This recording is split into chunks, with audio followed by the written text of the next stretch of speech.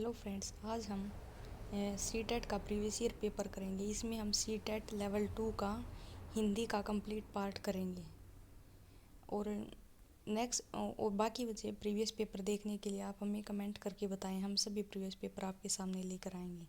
निम्नलिखित गद्यांशों को पढ़कर पूछे गए सभी प्रश्नों के उपयुक्त उत्तर वाले विकल्प चुनिए। खेल की कक्षा शुरू हुई तो एक दुबली पतली लड़की शिक्षक से ओलंपिक रिकॉर्ड्स के बारे में सवाल पूछने लगी। इस पर कक्षा के सभी छात्र हंस पड़े। 4 साल की उम्र में ही उसे पोलियो हो गया था। शिक्षक ने भी व्यंग्य किया, तुम खेलों के बारे में जानकर क्या करोगी? तुम तो ठीक से खड़ी भी नहीं हो सकती, फिर ओलंपिक से तुम्हारा क्या मतलब? तुम्हें कौन सा खेलों में भाग लेना है जो यह सब जानना चाहती है? उदास होकर लड़की चुपचाप बैठ गई। सारी क्लास उस पर देर तक हंसती रही। घर जाकर उसने माँ से पूछा, क्या मैं दुनिया की सबसे तेज धावक बन सकती हूँ? उसकी माँ ने उसे प्रेरित किया और कहा, तुम कुछ भी कर सकती हो, इस संसार में नामुमकिन कुछ भी नहीं है। अगले दिन जब खेल पीरियड में उसे बाकी बच्चों से अलग बिठाया गया तो उसने कुछ सोच कर वैसा क्या संभाली और दृढ़ निश्चय के साथ बोली, सर याद रखिएगा, अगर लगन सच्ची और इरादे बुलंद हो तो सब कुछ संभव है। सभी ने इसे मजाक में लिया और उसकी बात पर ठहाका लगाया। अब वह लड़की तेज चलने के अभ्यास में जुट गई। वह कोच की सलाह पर अमल करने लगी, अच्छी और पौष्टिक खुराक लेने लगी। कुछ दिनों में उसने अच्छी तरह चलना दौड़ना सीख लिया। उसके बाद वह छोटी मोटी दौड़ में हिस्सा लेने लगी। अब कई लोग उसकी मदद के लिए आगे आने लगे। वे उसका उत्साह बढ़ाते उसके हौसले बुलंद होने लगे। उसने 1960 के ओलंपिक में 1000 मीटर, 200 मीटर और 4x100 रिले में वर्ल्ड रिकॉर्ड बनाकर सबको आश्चर्यचकित कर दिया। ओलंपिक के में इतिहास रचने वाली है वह बालिका थी अमेरिका की प्रसिद्ध धाविका विल्मा रुडोल्फ। लड़की के अनुसार सब कुछ संभव है यदि बुलंद हौसला और ईश्वर की कृपा, सच्ची प्रेरणा और अच्छा प्रशिक्षक, सच्ची लगन और ऊंचा इरादा, कठोर परिश्रम और सबल शरीर।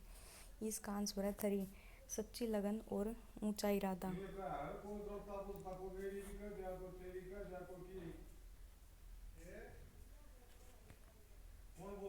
गद्यांश में निहित मुख्य संदेश है, शारीरिक क्षमता वाले लोगों को अधिक परिश्रम करना पड़ता है। किसी का मजाक उड़ाना ठीक नहीं। शिक्षक को दयालु होना चाहिए। सफलता के लिए लगन और परिश्रम आवश्यक है। इसका आंसर 4 है, सफलता के लिए लगन और परिश्रम आवश्यक है। आश्चर्यचकित का विग्रह होना है।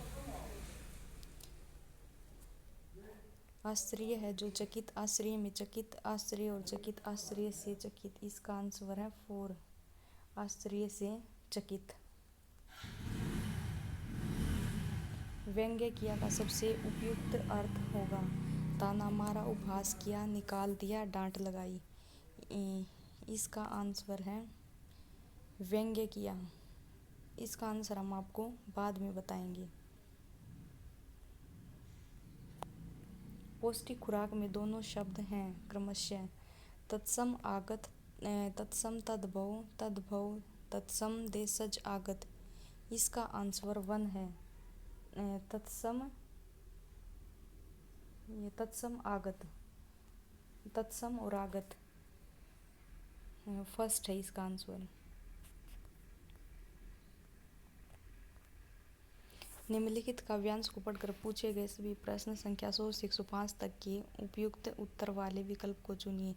दिशाएं नियंत्रण मुझे दे रही हैं, सफलता का यह द्वार मेरे लिए, न अवरोध कोई न बाधा कहीं है, न संदेह कोई न व्यवधान कोई, अटल एक विश्वास मन में भरा है, नहीं पथ डगर आज अनजान कोई, हृदय से कहीं कह रहा बात कोई, धरा ओ गगन सिर्फ तेरे लिए है, नहीं कुछ यहाँ जो मुझे रोक पाए, न कोई यहाँ जो मुझे टोक पाए, अजानी हवा में बहे जा रहा हूँ, मुझे आज लगता कि मैं वह नहीं हूँ, रही जगमगा इंद्रधनुष दिशाएं, दिगंतर मंदिर रस अलौकिक पिए हैं।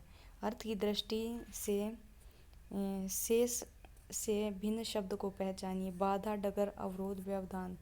इसका आंसर है 2, डगर। डगर इसका आंसर है दोस्तों। कविता का इंद्रिय स्वर है क्रम और प्रेरणा, उत्साह और आत्मविश्वास, बाधाएं और विघ्न, सुनसानी और अनजानपन। आंसर है 2, उत्साह और आत्मविश्वास। देखिए इसको हम आपको उत्साह और आत्मविश्वास, ये आंसर है। दिशाएं कवि को क्यों बुला रही हैं? सफलता प्राप्त करने के लिए, कविता पाठ करने के लिए, अनजान रास्तों से बचने के लिए, संदेह को दूर करने के लिए। इसका आंसर है 1, सफलता प्राप्त करने के लिए। कविता शिक्षण के समय शिक्षक द्वारा ऐसे प्रश्नोत्तर पर बल देना चाहिए जिनका उत्तर पुस्तक में दिया हो, जिनके उत्तर सरल हों, जिनके उत्तर विभिन्न हों, जिनका एक ही उत्तर हो। इसका आंसर 3 है, जिनके उत्तर विभिन्न हों। गद्य शिक्षण में अपेक्षित नहीं है अनुकरण क्षमता का विकास, भाषा की बारीकियां समझना, कल्पनाशीलता का विकास, तार्किक शक्ति का विकास। इसका आंसर 4 है, तार्किक शक्ति का विकास। हिंदी भाषा की पाठ्य पुस्तक में हिंदीतर भाषाओं की रचनाओं को भी स्थान मिलना चाहिए ताकि बच्चे हिंदीतर भाषाओं के व्याकरण से परिचित हो सकें। बच्चों को हिंदीतर रचनाओं की जानकारी मिल जाए, बच्चे हिंदीतर रचनाओं की भाषिक विशेषताओं से परिचित हो सकें, बच्चे हिंदीतर भाषाओं पर अपनी पकड़ बना सकें। इसका आंसर 3, बच्चे हिंदीतर रचनाओं की भाषिक विशेषताओं से परिचित हो सकें। आंसर 3। उच्च प्राथमिक स्तर पर हिंदी भाषा शिक्षण का एक महत्वपूर्ण उद्देश्य है हिंदी भाषा की प्रसिद्ध रचनाओं को जानना, हिंदी भाषा की नियमबद्ध प्रकृति को पहचानना, हिंदी भाषा के व्याकरण को कंठस्थ करना, हिंदी भाषा के प्रसिद्ध रचनाकारों को जानना। इसका आंसर है 2, हिंदी भाषा की नियमबद्ध प्रकृति को पहचानना। भाषण, परिचर्चा और संवाद बच्चों की खालिस्तान क्षमता का विकास करने में सहायक है। अनुकरण,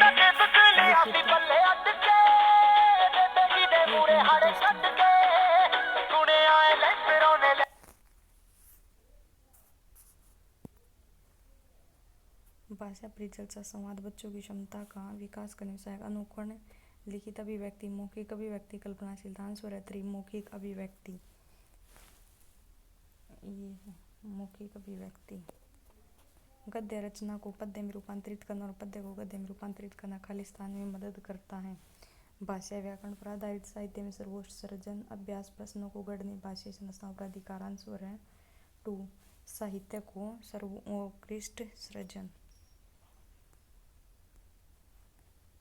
8वीं कक्षा में हिंदी भाषा सीखने सिखाने के लिए आप किस सामग्री को सर्वाधिक महत्व देंगे? पोस्टर, पाठ्य पुस्तक, साहित्यिक सामग्री, व्याकरण की पुस्तक। आंसर है 3, साहित्यिक सामग्री। आप 6ठी कक्षा में बच्चों के लिए हिंदी भाषा सीखने सिखाने की किस पद्धति का समर्थन करेंगे? जिसमें बच्चे केवल लेखन कार्य करते हैं, जिसमें बच्चों को बोलने के अवसर मिले, जिसमें बच्चों को पाठ्य पुस्तक बिल्कुल न पढ़नी हो, जिसमें बच्चे परस्पर अंतःक्रिया करते हैं। आंसर है 4, जिसमें बच्चे परस्पर अंतःक्रिया करते हैं। त्रिभाषा सूत्र के अनुसार स्कूल में पहली भाषा पढ़ाई जाए वह खालिस्तान हो या खालिस्तान भाषा, अंग्रेजी या विदेशी, मातृभाषा या क्षेत्रीय। मातृभाषा हिंदी, अंग्रेजी। इसका आंसर 2 है, मातृभाषा क्षेत्रीय। व्याकरण पढ़ाने की आगमन विधि खालिस्तान पर सर्वाधिक बल देती है। मानकता, नियमों, परिभाषा, उदाहरणों। इसका आंसर है 4, उदाहरणों। भाषा के संदर्भ में संचार माध्यमों का प्रयोग न केवल सामाजिक संवेदनाएं विकसित करता बल्कि खालिस्तान को समझने में मदद करता है। विभिन्न माध्यमों की आर्थिक स्थिति, विभिन्न माध्यमों की जानकारी, विभिन्न माध्यमों में प्रयुक्त भाषा, विभिन्न माध्यमों का उपयोग। इसका आंसर 3 है, विभिन्न माध्यमों में प्रयुक्त भाषा। कहानियों की विविध शैलियों पर की गई चर्चा बच्चों को खालिस्तान में मदद करती है। कहानियों की कमियां बताने, व्याकरण समझने, कहानी रचने, कहानी के तत्वों को याद करने। इसका आंसर है 2, व्याकरण समझने। इसका आंसर है 2, व्याकरण समझने। संदर्भ में व्याकरण किस पर बल देता है?